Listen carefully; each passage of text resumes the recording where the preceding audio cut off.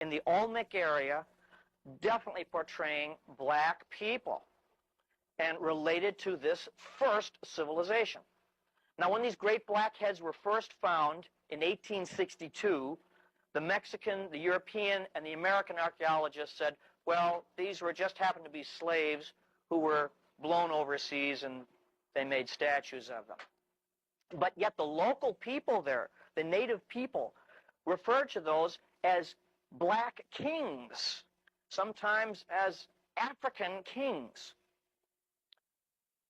Also, if you have a slave, you're not going to create this huge, magnificent monument to someone that's the lowest part of society. You only create giant monuments to your most important people in society.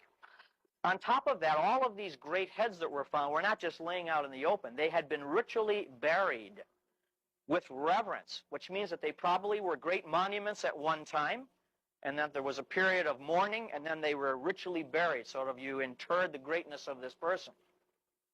To give you an idea how magnificent these stone heads are, I should mention one thing before I forget, too. The archaeologists say, oh, no, they don't represent black Americans, black Africans at all. They represent a kind of Indians, but they resemble, as you'll see in the slides here tonight, nothing resembling Native American Indians. On top of that, they are all crafted out of black basalt. They're not, in other words, the basalt was chosen specifically to represent a black person, someone with black skin. They weigh 40 tons, and they were quarried in a mountain area that was 50 miles away, quarried there and sculpted there, beautifully sculpted, and then transported more than 50 miles to the capital of the Olmec civilization. Well, that's why he can sit there. That's all right.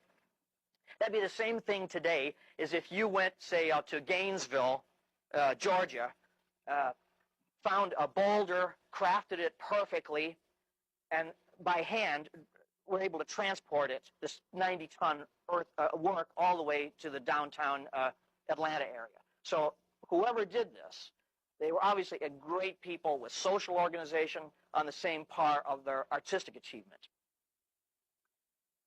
This is by no means the end for evidence of blacks in the Americas. A mound, a ceremonial mound, was opened in the year 1901 in northern Wisconsin, outside of the Apostle Islands. Now, that's extreme north part of Wisconsin, right on the upper Great Lakes. When this mound was opened in 1901, the bones did not look Native American, and the skulls especially did not look Native Americans. Native Americans